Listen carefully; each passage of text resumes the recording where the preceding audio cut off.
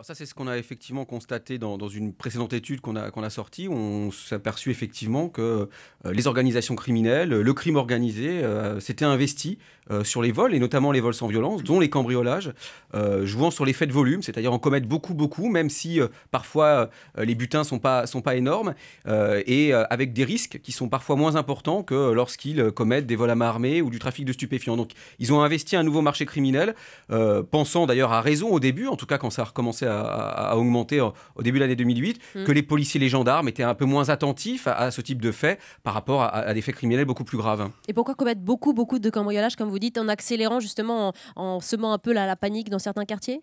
Oui, et puis en commettant, on est face à des organisations qui sont très mobiles, des équipes qui bougent beaucoup, qui peuvent commettre des cambriolages en série, donc ils peuvent en commettre 10, 15, 20 en très peu de temps. Beaucoup Et d'étrangers?